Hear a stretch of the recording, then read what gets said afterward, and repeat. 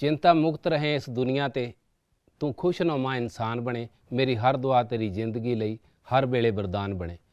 ਸਾਡੇ ਨਾਲ ਬਹੁਤ ਹੀ ਲੋਕਾਂ ਦੇ ਸਟ੍ਰੈਸ ਚਿੰਤਾਵਾਂ ਦੂਰ ਕਰਨ ਵਾਲੇ ਆਪਣੇ ਦਵਾਈਆਂ ਦੇ ਜ਼ਰੀਏ, ਆਪਣੀਆਂ ਗੱਲਾਂ ਬਾਤਾਂ ਦੇ ਜ਼ਰੀਏ ਲੋਕਾਂ ਦੀ ਸਟ੍ਰੈਸ ਚਿੰਤਾ ਦੂਰ ਕਰਕੇ ਉਹਨਾਂ ਨੂੰ ਖੁਸ਼ੀਨੁਮਾ ਜ਼ਿੰਦਗੀ ਦੇਣ ਵਾਲੇ ਸੁਭਾਸ਼ ਗੋਇਲ ਜੀ MD ਆਯੁਰਵੇਦ ਵਰਦਾਨ ਸਾਡੇ ਨਾਲ ਜੁੜੇ ਨੇ। ਅੱਜ ਆਪਾਂ 2-3 ਟੌਪਿਕਾਂ 'ਤੇ ਉਹਨਾਂ ਦੇ ਨਾਲ ਗੱਲਬਾਤ ਕਰਾਂਗੇ। ਸਭ ਤੋਂ ਪਹਿਲਾਂ ਗੋਇਲ ਸਾਹਿਬ ਤੁਹਾਡਾ ਸਵਾਗਤ ਹੈ ਜੀ। ਸਾਡੇ ਨਾਲ ਜੁੜਨ ਵਾਸਤੇ ਤੁਸੀਂ ਟਾਈਮ ਦਿੱਤਾ ਰੁਝੇਵਿਆਂ ਭਰੀ ਜ਼ਿੰਦਗੀ ਦੇ ਵਿੱਚੋਂ। ਸੋ ਅਸੀਂ ਸਭ ਤੋਂ ਪਹਿਲਾਂ ਤੁਹਾਡੇ ਨਾਲ ਚਿੰਤਾ ਅਤੇ ਸਟ੍ਰੈਸ 'ਤੇ ਹੀ ਗੱਲ ਕਰਨੀ ਚਾਹਾਂਗੇ ਕਿ ਇੱਦਾਂ ਦਾ ਦੌਰ ਆ ਚੁੱਕਿਆ, ਲੋਕ ਘਰਾਂ ਦੇ ਵਿੱਚ ਆਪਸੀ ਰਿਸ਼ਤਿਆਂ ਦੇ ਵਿੱਚ ਵੀ ਇੰਨੇ ਵਿਗਾੜ ਪੈ ਚੁੱਕੇ ਹੈ ਅਤੇ ਆਮ ਵੀ ਸਮਾਜਿਕ ਤੌਰ 'ਤੇ ਵੀ ਜੇ ਦੇਖੀਏ ਹਰ ਬੰਦਾ ਸਟ੍ਰੈਸ ਦੇ ਵਿੱਚ ਚਿੰਤਾ ਦੇ ਵਿੱਚ ਚੱਲ ਰਿਹਾ। ਤੁਸੀਂ ਇਹਦਾ ਕੀ ਕਾਰਨ ਸਮਝਦੇ ਹੋ ਅਤੇ ਇਹਦਾ ਇਲਾਜ ਕੀ ਹੈ ਕਿ ਇਹਨੂੰ ਕਿਵੇਂ ਕੰਟਰੋਲ ਕੀਤਾ ਜਾ ਸਕਦਾ? ਮਨ ਸਾਹਿਬ ਗੱਲਾਂ ਦੋ ਹੈ ਜੀ। ਕਿਸੇ ਨੂੰ ਤਾਂ ਚਿੰਤਾ ਜਿਉਣ ਦੀ ਆ, ਕਿਸੇ ਨੂੰ ਮਰਨ ਦੀ ਆ। ਜੀ। ਕਈ ਜਿਉਣ ਤੋਂ ਔਖੇ ਆ, ਕਈ ਮਰਨ ਤੋਂ ਔਖੇ ਆ। ਰੌਲਾ ਕਿੱਥੇ ਹੈ ਕਿ ਦੇਖੋ ਸਟ੍ਰੈਸ ਹੈ ਹਰ ਇੱਕ ਕਿਸੇ ਨੂੰ ਹੈ, ਮੈਨੂੰ ਵੀ ਹੋਊਗਾ, ਇਹਨੂੰ ਵੀ ਹੋਊਗਾ, ਉਹਨੂੰ ਵੀ ਹੋਊਗਾ, ਜਿਹੜੇ ਦਰਸ਼ਕ ਦੇਖ ਰਹੇ ਉਹਨਾਂ ਨੂੰ ਵੀ ਹੋਊਗਾ। ਜਿਹੜਾ ਆਪਾਂ ਨੂੰ ਲੱਗਦਾ ਵੀ ਦੁਨੀਆ ਦਾ ਸਭ ਤੋਂ ਮਤਲਬ ਖੁਸ਼ਹਾਲ ਇਨਸਾਨ ਹੈ ਉਹਨੂੰ ਵੀ ਕਿਤਨਾ ਕਿਤੇ। ਪਰ ਇੱਕ ਸਟ੍ਰੈਸ ਜਿਹੜਾ ਹੁੰਦਾ ਉਹ ਹੁੰਦਾ ਜਿਹੜਾ ਜਿੰਨ ਦੀ ਤਰ੍ਹਾਂ ਤੁਹਾਨੂੰ ਚੰਬੜ ਜਾਂਦਾ, ਦਿਨ ਨੂੰ ਵੀ ਰਾਤ ਨੂੰ ਵੀ ਅੰਦਰੋਂ ਖਾਈ ਜਾਂਦਾ।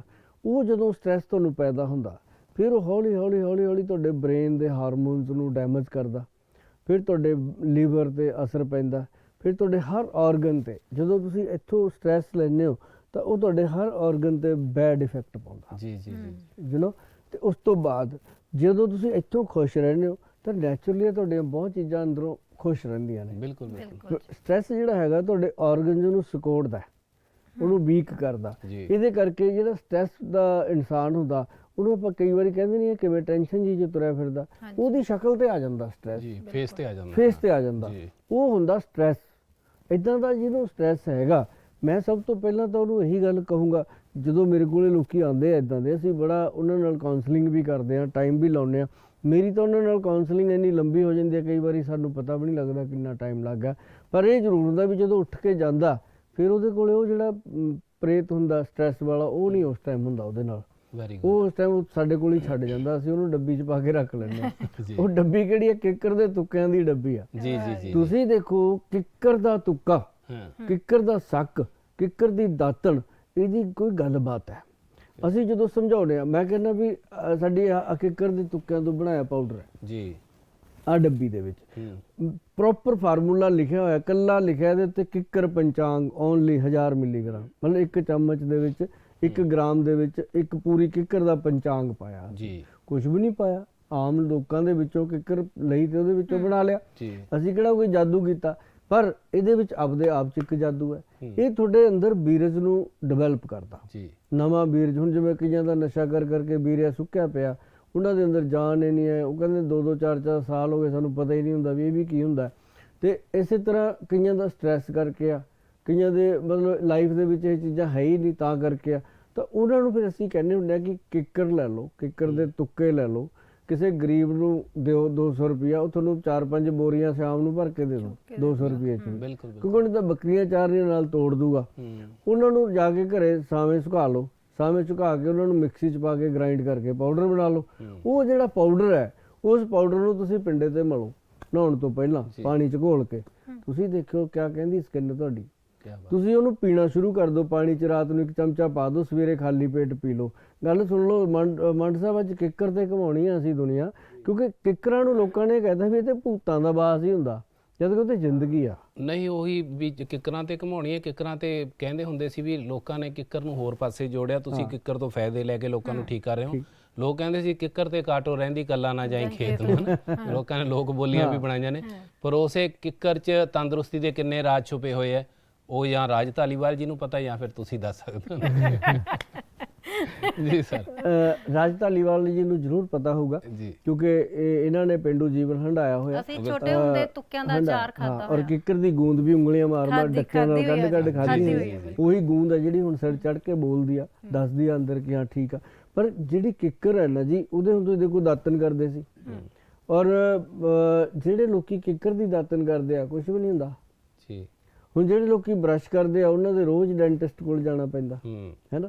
ਤੇ ਹੁਣ ਅਸੀਂ ਇਹਨੂੰ ਕੀ ਕੀਤਾ, ਇਹਨੂੰ ਅਸੀਂ ਬਣਾਇਆ ਉਹ ਕਿੱਕਰ ਕੀ, ਤੁਹਾਨੂੰ ਕਿਤੇ ਜਾ ਕੇ ਕਿੱਕਰ ਦੇ ਕੰਡਿਆਂ 'ਚ ਹੱਥ ਮਾਰਨ ਦੀ ਲੋੜ ਨਹੀਂ, ਤੁਸੀਂ ਗੋਇਲ ਦੇ ਬੱਚੇ ਪਾਲਣ ਦੀ ਸੋਚੋ ਹੈ ਨਾ। ਤੇ ਕਿੱਕਰਾਂ ਨੂੰ ਅਸੀਂ ਆਪੇ ਕਰ ਲਾਂਗੇ ਸਰ, ਕਿੱਕਰਾਂ ਅਸੀਂ ਪਾਲ ਕੇ ਕਾਟੋ ਦੇ ਬੱਚੇ ਪਾਲਣ ਦਾ ਉਹ ਅਸੀਂ ਕਰ ਲਾਂਗੇ। ਤੇ ਇਹ ਕੀ ਹੈ, ਹੁਣ ਇਹਨੂੰ ਕੀ ਕੀਤਾ, ਇਹਦਾ ਪਾਊਡਰ ਕੱਢੋ ਜੀ, ਉਹ 'ਚ ਬ੍ਰਸ਼ ਨੂੰ ਲਵੇੜ ਲਓ, ਦੰਦਾਂ ਤੇ ਮੰਜਣ ਕਰੋ, 1 ਚਮਚਾ ਰਾਤ ਨੂੰ ਮੈਂ ਕਹਿੰਦਾ ਚੰਗੀ ਤਰ੍ਹਾਂ ਭਿਉਂ ਕੇ ਸਵੇਰੇ ਪੀਓ। ਪਿੰਡੇ ਤੇ ਮਲਣਾ, ਸਾਬਣ ਦੀ ਜਗ੍ਹਾ ਪਿੰਡੇ ਤੇ ਇਹਨੂੰ ਮਲ ਕੇ ਚੰਗੀ ਤਰ੍ਹਾਂ ਨਹਾਵੋ, ਤੁਹਾਨੂੰ ਪਤਾ ਲੱਗੂ ਤੁਹਾਡੀ ਸਕਿਨ ਕਹਿੰਦੀ ਕੀ ਹੈ ਜੀ। ਮਤਲਬ ਇਹ ਜਿਹੜੀ ਚੀਜ਼ ਆ ਇਹਦੀ ਦਾਤਣ ਵੀ ਕਮਾਲ ਹੈ ਇਸੇ ਦੀ। ਪਾਊਡਰ ਨੂੰ ਮੰਜਨ ਕਰ ਦਿਓ, ਕੁਛ ਨਹੀਂ ਮਿਕਸ ਕੀਤਾ ਹੋਇਆ, ਮੈਂ ਇਹਦੇ 'ਚ ਪਲੇਨ ਹੈ। ਤੇ ਇਹ ਜਿਹੜੀ ਚੀਜ਼ ਹੈ ਇਹਨੂੰ ਘਰੇ ਬਣਾਓ, ਕਿੱਕਰਾਂ ਤੁਹਾਡੇ ਆਸ-ਪਾਸ ਨੇ, ਲਿਆਓ, ਉਹਦੀ ਲੌਂਗ ਲੈ ਲਓ, ਉਹਦੇ ਡੱਕੇ ਲੈ ਲਓ, ਉਹਦਾ ਸੱਕ ਲੈ ਲਓ, ਉਹਦਾ ਜਿਹੜਾ ਤੁੱਕ ਹੈ, ਉਹਦਾ ਫਲ ਹੈ, ਫਲੀ ਹੈ, ਉਹ ਲੈ ਲਓ। ਮਤਲਬ ਇਹਨਾਂ ਚੀਜ਼ਾਂ ਨੂੰ ਲੈ ਕੇ ਸੁਕਾ ਕੇ ਇਹਦਾ ਪਾਊਡਰ ਬਣਾਓ। ਤੁਸੀਂ ਜ਼ਿੰਦਗੀ 'ਚ ਯਾਦ ਕਰੋਗੇ ਵੀ ਗੋਇਲ ਸਾਹਿਬ ਨੇ ਕੋਈ ਗੱਲ ਦੱਸੀ ਸੀ। ਕਿਉਂ? ਕਿਉਂਕਿ ਇਹ ਤੁਹਾਡੀ ਬਾਡੀ ਦੇ ਵਿੱਚ ਕੋਈ ਵੀ ਬਲੌਕੇਜ ਨਹੀਂ ਰਹਿਣ ਦੇਊਗਾ। ਐਸੀ ਚੀਜ਼ ਆ ਤੁਹਾਡੀ ਬਾਡੀ ਦੇ ਵਿੱਚ, ਹਾਰਟ, ਬ੍ਰੇਨ ਔਰ ਲੀਵਰ ਇੰਨਾ ਸਟਰੋਂਗ ਹੋ ਜਾਊਗਾ। ਤੁਸੀਂ ਸਵੇਰੇ ਹੀ ਦੇਖੋਗੇ, ਤੁਸੀਂ ਚਾਹ ਪੀਂਦੇ ਹੋ, ਮੈਂ ਕਹਿੰਦਾ ਪੀਓ, ਮੈਂ ਰੋਕ ਕੇ ਕੀ ਲੈਣਾ, ਚਾਹ ਵਾਲਿਆਂ ਦੀ ਦੁਕਾਨਦਾਰੀ ਵੀ ਚੱਲਦੀ ਰਹਿਣੀ ਚਾਹੀਦੀ ਆ। ਪਰ ਇਹ ਜ਼ਰੂਰੀ ਨਹੀਂ ਹੁੰਦਾ ਵੀ ਸਾਨੂੰ ਕੋਈ ਹੋਰ ਚੀਜ਼ ਵਫਾ ਹੀ ਨਹੀਂ ਕਰੂਗੀ। ਤੁਸੀਂ ਸਵੇਰੇ ਖਾਲੀ ਪੇਟ ਇਹਨੂੰ ਪੀ ਕੇ ਦੇਖੋ, ਉਦੋਂ ਅੱਧੇ ਘੰਟੇ ਬਾਅਦ ਆਪਦੀ ਚਾਹ ਪਾਣੀ ਪੀ ਲਓ, ਤੁਹਾਨੂੰ ਜ਼ਮੀਨ ਅਸਮਾਨ ਦਾ ਫਰਕ। ਜਿਨ੍ਹਾਂ ਦੇ ਪੈਰਾਂ ਦੇ ਵਿੱਚੋਂ ਤਲਿਆਂ 'ਚੋਂ ਅੱਗ ਨਿਕਲਦੀ ਰਹਿੰਦੀ ਆ, ਸਿਰ 'ਚੋਂ ਸੇਕ ਨਿਕਲਦਾ ਰਹਿੰਦਾ, ਅੱਖਾਂ 'ਚੋਂ ਅੱਗ ਟਪਕਦੀ ਰਹਿੰਦੀ ਆ, ਮੋਢੇ ਗੋਡੇ ਦੁਖਦੇ ਰਹਿੰਦੇ ਨੇ 24 ਘੰਟੇ, ਸਰੀਰ 'ਚ ਦਰਦ ਹੈ, ਰੀੜ੍ਹ ਦੀ ਹੱਡੀ 'ਚ ਡਾਕਟਰ ਨੇ ਕਹਿੰਦਾ ਆਪਰੇਸ਼ਨ ਹੋਊ। ਅੱਛਾ, ਇੱਕ ਗੱਲ ਹੋਰ ਹੈ, ਗੋਡਿਆਂ ਦੇ ਗਰੀਸ ਦਾ ਕੰਮ ਕਰਦੀ ਆ ਜਿਹੜੀ ਇਹਦਾ ਜਿਹੜਾ ਖਾਣ ਦਾ ਤਰੀਕਾ। ਉਹ ਜਦੋਂ ਵੀ ਕੋਈ ਲੋਕੀ ਗੱਲ ਕਰਦੇ ਅਸੀਂ ਸਮਝਾਉਂਦੇ ਹਾਂ। ਮੇਰਾ ਖਿਆਲ ਆ ਵੀ ਕੋਈ ਉਹ ਪੇਸ਼ੈਂਟ ਹੋਊਗਾ ਮੇਰੇ ਕਲੀਨਿਕ ਤੇ ਆਉਣ ਵਾਲਾ ਜਿਹਨੂੰ ਇੱਕ ਤਾਂ ਇਹ ਕਿੱਕਰ ਦੇ ਤੁੱਕਿਆਂ ਦਾ ਪਾਊਡਰ ਔਰ ਇੱਕ ਇਹ ਪੰਚਮ ਹਲਦੀ ਦਾ ਪਾਊਡਰ ਜੀ, ਇਹ 5 ਹਲਦੀਆਂ ਦਾ ਪਾਊਡਰ ਅਸੀਂ ਨਾ ਦਈਏ। ਇਹ 2 ਚੀਜ਼ਾਂ ਹੀ ਸਟ੍ਰੈਸ ਲੈਵਲ ਨੂੰ ਡਾਊਨ ਕਰ ਦਿੰਦੀਆਂ ਨੇ। ਤੀਜੀ ਚੀਜ਼ ਹੈ ਬ੍ਰੇਨ ਡੋਜ਼। ਉਹ ਸਾਡਾ ਕੈਪਸੂਲ ਹੈ ਇੱਕ ਬ੍ਰੇਨ ਡੋਜ਼। ਉਹ ਅਸੀਂ ਕਹਿੰਦੇ ਹਾਂ ਕਿ ਰਾਤ ਨੂੰ 1 ਕੈਪਸੂਲ ਲੈਣਾ, ਵਿਦ ਹਨੀ ਲੈ ਲਓ, ਪਾਣੀ 'ਚ ਘੋਲ ਕੇ ਹਨੀ ਉਹਦੇ ਨਾਲ ਲੈ ਲਓ, ਜਾਂ ਸਿੰਪਲ ਗਰਮ ਦੁੱਧ ਨਾਲ ਲੈ ਲਓ। ਤਾਂ ਉਹ ਜਿਹੜਾ ਹੈਗਾ ਬੱਚਿਆਂ ਤੋਂ ਲੈ ਕੇ ਵੱਡਿਆਂ 'ਚ ਸਾਰਿਆਂ 'ਚ ਬੈਨੀਫਿਟਡ ਆ। ਅਗਰ ਤੁਸੀਂ ਛੋਟੇ ਬੱਚੇ ਨੂੰ ਵੀ ਦੇਣਾ ਕੈਪਸੂਲ, ਤਾਂ ਉਹ ਅਸੀਂ ਕਹਿੰਦੇ ਹੁੰਦੇ ਆ ਖੋਲ ਲਓ, ਕੈਪਸੂਲ ਨੂੰ ਖੋਲ ਕੇ ਉਹਦਾ ਪਾਊਡਰ ਹਨੀ ਦੇ ਵਿੱਚ ਮਿਕਸ ਕਰ ਲਓ, ਬਹੁਤ ਟੇਸਟੀ ਆ। ਉਹਦਾ ਪਾਊਡਰ ਮਿਕਸ ਕਰਕੇ ਬੱਚੇ ਨੂੰ ਚਟਾ ਕੇ ਖਿਲਾਓ, ਉੱਪਰੋਂ ਹਲਕਾ ਜਿਹਾ ਦੁੱਧ ਪਿਲਾਓ। ਦੇਖੋ ਤੁਹਾਡਾ ਬੱਚਾ ਸਕੂਲ 'ਚ ਕਿੰਨੇ ਵਧੀਆ ਨੰਬਰ ਲੈ ਕੇ ਆਉਂਦਾ, ਕਿੰਨਾ ਖੁਸ਼ ਰਹਿੰਦਾ ਉਹ, ਕਿਉਂਕਿ ਬ੍ਰੇਨ ਦੀਆਂ ਨਸਾਂ ਨੂੰ ਲੁਬਰੀਕੇਸ਼ਨ ਦੇਣਾ ਬਹੁਤ ਜ਼ਰੂਰੀ। ਹਾਂਜੀ, ਜਿਵੇਂ ਜ਼ਿਕਰ ਕੀਤਾ ਸੀ ਆਪਾਂ, ਗੱਲ ਸਟ੍ਰੈਸ ਤੋਂ ਸ਼ੁਰੂ ਕੀਤੀ ਕਿ ਬ੍ਰੇਨ ਦੀਆਂ ਜਿਹੜੀਆਂ ਨਸਾਂ ਨੇ ਇਹਨਾਂ ਦੀ ਵੀਕਨੈਸ ਆਉਂਦੀ ਹੈ ਸਟ੍ਰੈਸ ਕਰਕੇ। ਮੇਰੇ ਖਿਆਲ 'ਚ ਜਿਹੜੀ ਮਾਈਗ੍ਰੇਨ ਦੀ ਕਹਿੰਦੇ ਆਪਾਂ ਪ੍ਰੋਬਲਮ ਹੈ, ਬਿਮਾਰੀ ਹੈ, ਉਹ ਵੀ ਸਟ੍ਰੈਸ ਨਾਲ ਹੀ ਉਪਜਦੀ ਹੈ ਜਾਂ ਇਹਦਾ ਕੋਈ ਹੋਰ? ਉਹ ਮੰਡ ਸਾਹਿਬ ਕੀ ਆ, ਜਦੋਂ ਅਸੀਂ ਸਟ੍ਰੈਸ ਲੈਂਦੇ ਹਾਂ ਸਾਡੀ ਇੰਟਰਸਟੇਨ ਜਿਹੜੀ ਆ, ਪਾਚਨ ਪ੍ਰਣਾਲੀ ਜਿਹੜੀ ਆ, ਉਹ ਤੇ ਬੈਡ ਇਫੈਕਟ ਪੈਂਦਾ। ਸਾਨੂੰ ਪੇਟ ਗੈਸ, ਕਬਜ਼ ਰਹਿੰਦੀ ਆ। ਫਿਰ ਮਤਲਬ ਸਟ੍ਰੈਸ ਵਾਲੇ ਪੇਸ਼ੈਂਟ ਨੂੰ ਬਹੁਤ ਸਾਰੇ ਉਹ ਜਦੋਂ ਗੈਸ ਗੁਬਾਰ ਬਣ ਕੇ ਦਿਮਾਗ ਨੂੰ ਚੜ੍ਹਦੀ ਹੈ, ਫਿਰ ਦਿਮਾਗ ਫਟਦਾ। ਫਿਰ ਉਹ ਕਹਿੰਦਾ ਵੀ ਮੈਂ ਹੁਣ ਕੀ ਕਰਾਂ। ਉਹ ਲਾਈਟਾਂ ਬੰਦ ਕਰੇਗਾ, ਕਲਟਨ ਕਰੂਗਾ, ਹਨੇਰੇ 'ਚ ਪੈਣਾ ਪਸੰਦ ਕਰੂਗਾ। ਜਦੋਂ ਤੱਕ ਉਹਨੂੰ ਉਲਟੀ ਨਹੀਂ ਆ ਜਾਂਦੀ ਉਦੋਂ ਤੱਕ ਉਹਨੂੰ ਸ਼ਾਂਤੀ ਨਹੀਂ ਮਿਲਦੀ। ਪਿੰਡਾਂ 'ਚ ਨੂੰ ਘਰ ਉੱਠਣਾ ਵੀ ਕਹਿ ਦਿੰਦੇ, ਘਰ ਉੱਠਣਾ ਕਹਿ ਦਿੰਦੇ ਨੇ, ਹੈ ਨਾ। ਤੇ ਉਹ ਜਿਹੜੀ ਚੀਜ਼ ਆ ਉਹ ਬੰਦੇ ਨੂੰ ਮਤਲਬ ਕਿ ਚੈਨ ਉਦੋਂ ਆਉਂਦਾ ਜਦੋਂ ਉਲਟੀ ਕਰ ਲੈਂਦਾ। ਉਲਟੀ ਕਰਤੀ, ਥੋੜਾ ਸ਼ਾਂਤ ਹੋਇਆ, ਫਿਰ ਉਹ ਥੋੜਾ ਬਹੁਤਾ ਖਾਣ ਨੂੰ ਮੰਗਦਾ, ਫਿਰ ਉਸ ਟਾਈਮ ਉਹਨੂੰ ਲੱਗਦਾ ਵੀ ਹੁਣ ਠੀਕ ਆ। ਪਰ ਇਹ ਜਿਹੜੀ ਇੰਟਰਨਲ ਪ੍ਰੋਬਲਮ ਆ, ਇਹਦੇ ਵਾਸਤੇ ਹੁਣ ਜਿਵੇਂ ਸਾਡੇ ਵੈਦ ਜੀ ਬਣਾਉਂਦੇ ਆ, ਇੱਕ ਤੇਲ ਬਣਾਉਂਦੇ ਆ, ਉਹ ਤੇਲ ਨੂੰ ਆਪਣੀ ਨਾਭੀ 'ਚ ਲਾਉਣਾ। ਔਰ ਇੱਕ ਚੀਜ਼ ਹੋਰ ਬਣ ਸਾਹਿਬ ਮੈਂ ਤੁਹਾਨੂੰ ਦੱਸਦਾ, ਜਿਹੜਾ ਸਰੋਂ ਦਾ ਤੇਲ ਆ ਕਮਾਲ ਦੀ ਚੀਜ਼ ਆ। ਘਰੇ ਬਣਾਓ ਸਰੋਂ ਦਾ ਤੇਲ, ਘਰੇ ਕੱਚੀ ਕਹਾਣੀ ਦਾ ਕਢਾਓ ਆਪਦਾ, ਤੇ ਬਾਜ਼ਾਰ ਚੋਂ ਵੀ ਲੈ ਲਓ, ਚਲੋ ਕੋਈ ਗੱਲ ਨਹੀਂ। ਹੁਣ ਜਿਵੇਂ ਫਾਸਟ ਲਾਈਫ ਆ, ਤਾਂ ਉਹਨੂੰ ਆ ਜਿਹੜੇ ਨਾਖੂਨ ਆ ਆਪਣੇ, ਇਹਨਾਂ ਨੂੰ ਐ ਕਟੋਰੀ 'ਚ ਤੇਲ ਪਾ ਕੇ ਡਬੋ ਦਿਓ। ਡਬੋ ਕੇ ਉਦੋਂ ਬਾਅਦ ਐ ਮਲੋ, ਐ ਮਤਲਬ ਇਹਨਾਂ ਨੂੰ ਜਦੋਂ ਤੁਸੀਂ ਐ ਮਲੋਗੇ ਨਾ, ਇੰਨਾ ਆਰਾਮ ਮਿਲੂਗਾ ਤੁਹਾਨੂੰ। ਬ੍ਰੇਨ ਆ ਮੈਂ ਮਲ ਰਿਹਾ, ਮੈਨੂੰ ਰਿਲੈਕਸ ਮਿਲ ਰਿਹਾ। ਮਤਲਬ ਇਹਨੂੰ ਜਦੋਂ ਤੇਲ ਲਾ ਕੇ ਤੁਸੀਂ ਮਲੋਗੇ, ਉਹਨੇ ਇੱਕਦਮ ਤਰ। ਹੁਣ ਜੇ ਤੁਸੀਂ ਕਹੋ ਵੀ ਇੱਥੇ ਹੀ ਤੇਲ ਕਿਉਂ, ਤੇਲ ਅਸੀਂ ਇੱਥੇ ਲਾਇਆ, ਇਫੈਕਟ ਇੱਥੇ ਆ ਰਿਹਾ ਕਿਉਂ? ਕਿਉਂਕਿ ਇੱਥੋਂ ਜਿਹੜੀ ਸਾਡੀ ਸਕਿਨ ਹੈ ਟੋਟਲ, ਉਹਦਾ ਸਾਹ ਲੈਣ ਦਾ ਜ਼ਰੀਆ ਆਹੀ ਹੈ ਨਾਖੂਨ। ਤੁਸੀਂ ਕਦੇ ਦੇਖਿਆ ਹੋਊਗਾ, ਤੁਸੀਂ ਪਲਾਸਟਿਕ ਦੇ ਗਲਵਜ਼ ਪਾ ਲਏ, ਕਦੇ ਪਾ ਲੈਂਦੇ ਆਪਾਂ ਕਦੇ ਕੋਈ ਕੰਮ ਲਈ ਪਲਾਸਟਿਕ ਦੇ, ਤਾਂ ਉਹ ਸਾਨੂੰ ਥੋੜੀ ਦੇਰ ਬਾਅਦ ਲਾਉਣੇ ਪੈਂਦੇ ਨੇ, ਕਿਉਂਕਿ ਅੰਦਰੋਂ ਪਸੀਨਾ ਆ ਜਾਂਦਾ। ਕਿਉਂ? ਇਹਦਾ ਸਾਹ ਬੰਦ ਹੋ ਗਿਆ, ਸਾਹ ਘੁੱਟ ਗਿਆ ਤੇ ਲਾਹੇ ਤਾਂ ਆਰਾਮ ਆ ਗਿਆ।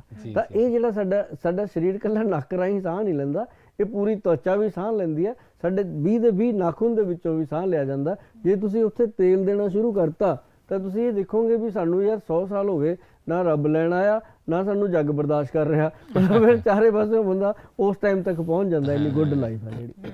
ਗੋਇਲ ਸਾਹਿਬ, ਅੱਜ ਕੱਲ ਜਦੋਂ ਅਸੀਂ ਦੇਖਦੇ ਹਾਂ ਕਿ ਇੰਨੇ ਹੇਅਰ ਐਂਡ ਬਿਊਟੀ ਦੇ ਮਤਲਬ ਹਸਪੀਟਲ ਵੀ ਖੁੱਲ ਗਏ ਨੇ ਤੇ ਲੋਕਾਂ ਨੂੰ ਬਹੁਤ ਆਪਣੇ ਹੇਅਰ ਟ੍ਰਾਂਸਪਲਾਂਟ ਕਰਾਉਣੇ ਪੈ ਰਹੇ ਨੇ, ਈਵਨ ਲੇਡੀਜ਼ ਜੈਂਟਸ ਵੀ।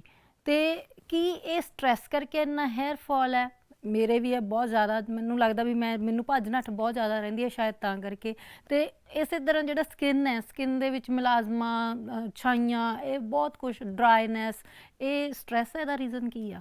ਇਹਦਾ ਰੀਜ਼ਨ ਸਟ੍ਰੈਸ ਘੱਟ ਹੈ, ਜੈਲਸ ਜ਼ਿਆਦਾ ਆ। ਆਹ, ਦੂਜਿਆਂ ਨੂੰ ਦੇਖ ਕੇ ਉਹ ਮੇਰੇ ਨਾਲ ਸੋਹਣਾ ਲੱਗਦਾ, ਉਹਦੇ ਵਾਲ ਦੇਖੀ ਗੁੱਤ ਕਿੱਡੀ ਲੰਬੀ ਹੈ, ਮੇਰੀ ਪਤਾ ਨਹੀਂ ਜੂੜੀ ਜੀ ਬਣ ਗਈ। ਇਹਨਾਂ ਨੂੰ ਕੀ ਤੋਂ ਸਟ੍ਰੈਸ ਹੈ? ਇਹਨਾਂ ਤੋਂ ਸੋਹਣਾ ਤਾਂ ਫਿਰ ਹੈ ਨਹੀਂ ਕੋਈ। ਇਹਨਾਂ ਨੂੰ ਐਕਚੁਅਲੀ ਧਾਲੀਵਾਲ ਸਾਹਿਬ ਤੋਂ ਹੀ ਹੋਣਾ। ਅੱਛਾ, ਕਿਉਂਕਿ ਉਹ ਸਮਾਰਟ ਬਹੁਤ ਨੇ ਉਹ ਵੀ ਸੋਹਣੇ ਆ। ਉਹ ਵਾਕਈ ਉਹ ਸਮਾਰਟ ਨੇ, ਬ੍ਰੇਨ ਦੇ ਤੌਰ ਤੇ ਵੀ ਤੇ ਉਦਾਂ ਵੀ, ਲੁੱਕ ਵਾਈਜ਼ ਵੀ। ਤਾਂ ਇਹ ਵੀ ਹੋ ਜਾਂਦਾ ਕਈ ਵਾਰੀ ਵੀ ਮੇਰੇ ਤੋਂ ਮੂਹਰੇ ਨਾ ਲੰਘ ਜੇ। ਤਾਂ ਇਦਾਂ ਦੇ ਜਿਹੜੇ ਸਟ੍ਰੈਸ ਨੇ ਇਹ ਲੈ ਲੈਂਦੇ ਆ। ਕਈ ਵਾਰੀ ਅਸੀਂ ਉਤਪਾਦਨ ਇਹੋ ਜਿਹੇ ਮਾਰਕੀਟ 'ਚ, ਜਿਵੇਂ ਹੁਣ ਮੰਨ ਲਓ ਕੋਈ ਬਹੁਤ ਹੀ ਵਧੀਆ ਕੋਈ ਐਡ ਆ ਗਈ, ਆਪਾਂ ਨੇ ਉਹ ਯੂਜ਼ ਕਰ ਲਿਆ ਪ੍ਰੋਡਕਟ ਹੇਅਰ ਐਂਡ ਬਿਊਟੀ ਦਾ, ਉਹਦੇ ਵਿੱਚ ਅਸੀਂ ਕਈ ਵਾਰੀ ਡਾਕਟਰ ਦੀ ਜਾਂ ਕਿਸੇ ਐਕਸਪਰਟ ਦੀ ਰਾਏ ਵੀ ਨਹੀਂ ਲੈਂਦੇ, ਚੱਕ ਕੇ ਯੂਜ਼ ਕਰ ਲੈਂਦੇ। ਉਹ ਜ਼ਰੂਰੀ ਨਹੀਂ ਹੁੰਦਾ ਕਿ ਤੁਹਾਡੀ ਸਕਿਨ ਨੂੰ ਵੀ ਸੂਟ ਕਰ ਜੇ। ਹੁਣ ਸਕਿਨ ਦੇ ਵਿੱਚ ਵੀ ਕਿੰਨੇ ਤਰ੍ਹਾਂ ਦੇ ਪ੍ਰੋਬਲਮ ਹੁੰਦੇ ਨੇ, ਹੈ ਨਾ। ਤਾਂ ਉਹਦੇ ਵਿੱਚ ਕੀ ਹੁੰਦਾ ਕਿ ਸਭ ਤੋਂ ਬੈਸਟ ਮੈਂ ਤੁਹਾਨੂੰ ਦੱਸਦਾ, ਇੱਕ ਤਾਂ ਜਿਨ੍ਹਾਂ ਲੋਕਾਂ ਨੂੰ ਸਕਿਨ ਦੀ ਪ੍ਰੋਬਲਮ ਰਹਿੰਦੀ ਹੈ ਜਾਂ ਫੇਸ ਦੇ ਉੱਤੇ ਜ਼ਿਆਦਾ ਡਲਨੈਸ ਰਹਿੰਦੀ ਆ, ਉਹਨਾਂ ਨੂੰ ਸਵੇਰੇ ਸਵੇਰੇ ਮਿਲਕ ਲੈਣਾ ਚਾਹੀਦਾ, ਕੱਚਾ ਦੁੱਧ। ਜੀ, ਦੁੱਧ ਗਾਂ ਦਾ ਹੋਵੇ, ਮੱਝ ਦਾ ਹੋਵੇ, ਕਾਸੇ ਦਾ ਹੋਵੇ, ਉਹਦਾ ਵਹਿਮ ਨਾ ਕਰੋ। ਦੁੱਧ ਹੋਣਾ ਚਾਹੀਦਾ ਕੱਚਾ, ਤੇ ਉਹਦੇ ਵਿੱਚ ਤੁਸੀਂ ਕਾਟਨ ਡਿਪ ਕਰਕੇ ਫੇਸ ਤੇ ਲਗਾਓ। ਪਹਿਲਾਂ ਤੁਸੀਂ ਟਰਾਈ ਕਰ ਲਿਓ, ਆਪਣੇ ਫੇਸ ਨੂੰ ਸਾਬਣ ਨਾਲ ਚੰਗੀ ਤਰ੍ਹਾਂ ਧੋ ਲਿਓ, ਐਂਡ ਪੂਰੀ ਸੰਤੁਸ਼ਟ ਜਦੋਂ ਤੁਸੀਂ ਹੋ ਜਾਓਗੇ ਵੀ ਮੇਰਾ ਚਿਹਰਾ ਬਿਲਕੁਲ ਸਾਫ਼ ਹੋ ਗਿਆ, ਚਿੱਟੇ ਤੌਲੀਏ ਨਾਲ ਸਾਫ਼ ਕੀਤਾ ਤਾਂ ਵੀ ਕੋਈ ਮੈਲ ਨਹੀਂ ਆ ਰਹੀ, ਉਸ ਤੋਂ ਬਾਅਦ ਤੁਸੀਂ ਦੁੱਧ ਡਿਪ ਕਰ ਦਿਓ। ਦੁੱਧ ਡਿਪ ਕਰਕੇ ਫਿਰ ਤੁਸੀਂ ਕਾਟਨ ਨਾਲ ਉਹਨੂੰ ਸਾਫ਼ ਕਰਿਓ। 2-3 ਮਿੰਟ ਬਾਅਦ ਤੁਸੀਂ ਦੇਖੋਗੇ ਕਾਟਨ ਕਾਲੀ ਹੋ ਜਾਂਦੀ ਹੈ। ਤੁਹਾਨੂੰ ਕੀ ਲੱਗਦਾ ਦੁੱਧ ਕਾਲਾ ਹੁੰਦਾ? ਨਾ, ਜਿਹੜੇ ਪੋਰਸ ਨੇ ਉਹਦੇ ਵਿੱਚ ਮੈਲ ਜੰਮੀ ਹੁੰਦੀ ਆ, ਉਹਨੂੰ ਖੋਲ ਦਿੰਦਾ, ਉਹ ਕਾਲਸ ਬਾਹਰ ਆ ਜਾਂਦੀ ਆ। ਉਹਦੇ ਕਰਕੇ ਫਿਰ ਤੁਹਾਡੇ ਚਿਹਰੇ ਤੇ ਗਲੋ ਆਏਗੀ। ਤਾਂ ਇੱਕ ਤਾਂ ਇਹ ਕੰਮ ਕਰੋ। ਇੱਕ ਜਿਨ੍ਹਾਂ ਨੂੰ ਛਾਈਆਂ ਹੋ ਜਾਂਦੀਆਂ ਨੇ, ਗਲੈਸਰੀਨ, ਗੁਲਾਬ ਜਲ ਤੇ ਨਿੰਬੂ ਦਾ ਰਸ, ਇਹ ਟੈਂਪਰੇਰੀ ਟ੍ਰੀਟਮੈਂਟ ਆ। ਪਰ ਇਹ ਇੱਕਦਮ ਜਿਵੇਂ ਰਾਤ ਨੂੰ ਤੁਸੀਂ ਵਿਆਹ 'ਚ ਜਾਣਾ, ਕਰ ਲਓ 2 ਘੰਟੇ ਪਹਿਲਾਂ, ਤੁਹਾਡੇ ਚਿਹਰੇ ਤੇ ਨਹੀਂ ਰਹਿਣਗੀਆਂ ਛਾਈਆਂ, ਕਲੀਅਰ ਹੋ ਜਾਣਗੀਆਂ। ਉਸ ਤੋਂ ਬਾਅਦ ਇਹ ਦੁਬਾਰਾ ਆਉਣਗੀਆਂ, ਫੇਰ ਕਰ ਲਓ। ਇਹਨਾਂ ਦਾ ਜਿਹੜਾ ਐਕਚੁਅਲ ਟ੍ਰੀਟਮੈਂਟ ਅਸੀਂ ਦਿੰਦੇ ਆ, ਉਹ ਹੈਗਾ ਸੂਰਿਆ ਤਾਪੀ ਸ਼ਿਲਾਜੀਤ। ਉਹ ਇੱਕ ਇਦਾਂ ਦਾ ਪ੍ਰੋਡਕਟ ਬਣਿਆ, ਮਤਲਬ ਪਹਿਲਾਂ ਤਾਂ ਸ਼ਿਲਾਜੀਤ ਦਾ ਨਾਂ ਸੁਣ ਕੇ ਲੋਕਾਂ ਦਾ ਦਿਮਾਗ ਐਂ ਖਰਾਬ ਹੋ ਜਾਂਦਾ ਵੀ ਪਤਾ ਨਹੀਂ ਕੀ ਗੱਬਰ ਸਿੰਘ ਆ ਗਿਆ, ਹੈ ਨਾ। ਵੀ ਸ਼ਿਲਾਜੀਤ ਦਾ ਮਤਲਬ ਹੈ ਇਹ ਇੱਕ ਪਹਾੜ ਹੈ, ਪਹਾੜ ਤੋਂ ਇੱਕ ਪੱਥਰ ਹੈ, ਉਹਦੇ ਵਿੱਚੋਂ ਸ਼ਿਲਾਜੀਤ ਅਸੀਂ ਕਲੈਕਟ ਕਰਦੇ ਆ ਸੂਰਜ ਦੀ ਤਪਸ਼ ਦੇ ਵਿੱਚ। ਜਿਵੇਂ ਆਪਾਂ ਛੋਟੇ ਹੁੰਦੇ ਸਾਰੇ ਜਣਿਆਂ ਨੇ ਇੱਕ ਸ਼ਰਾਰਤ ਕੀਤੀ ਹੋਈ ਆ ਵੀ ਥੱਲੇ ਕਾਗਜ਼ ਰੱਖਣਾ, ਉੱਤੇ ਲੈਂਸ ਲਾ ਕੇ ਸੂਰਜ ਦੀ ਰੋਸ਼ਨੀ 'ਚ ਉਹਨੂੰ ਅੱਗ ਲਾ ਲੈਣੀ। ਲਾਉਂਦੇ ਸੀ, ਉਹ ਹੁਣ ਵੀ ਲੱਗਦੀ ਆ, ਉਦੋਂ ਨਹੀਂ, ਹੁਣ ਵੀ ਲੱਗਦੀ ਆ। ਹੁਣ ਦੂਜੇ ਬੱਚੇ ਆ ਗਏ, ਆਪਾਂ ਨਹੀਂ ਕਰਦੇ। ਮਤਲਬ ਉਹ ਜਿਹੜੀ ਚੀਜ਼ ਆ, ਉਹ ਅਸੀਂ ਉਸ ਵਿਧੀ ਨੂੰ ਲੈ ਕੇ, ਮਤਲਬ ਅਸੀਂ ਕਾਟਨ ਦੇ ਉੱਤੇ ਸ਼ਿਲਾਜੀਤ ਵਿਛਾਈ, ਉਹਦੇ ਉੱਤੇ ਲੈਂਸ ਲਗਾਏ 3-7 ਲੇਅਰ ਦੇ, ਉਹਦੇ ਵਿੱਚੋਂ ਫਿਰ ਉਹ ਜਦੋਂ ਨਿਕਲਦੀ ਹੈ ਸ਼ਿਲਾਜੀਤ, ਉਹ ਫਿਰ ਮਿੱਟੀ ਉੱਪਰ ਰਹਿ ਜਾਂਦੀ ਹੈ, ਕਿ ਇੱਕ ਬੂੰਦ ਥੱਲੇ ਟਪਕ ਜਾਂਦੀ ਆ। ਉਹ ਪਿਓਰ ਸ਼ਿਲਾਜੀਤ। ਜਿਹੜਾ ਇਹ ਪ੍ਰੋਡਕਟ ਹੈ, ਇਹ ਵੀ ਤੁਹਾਡਾ ਸ਼ਿਲਾਜੀਤ ਦੇ ਨਾਲ ਰਿਲੇਟਡ ਹੈ ਮੇਰਾ ਖਿਆਲ।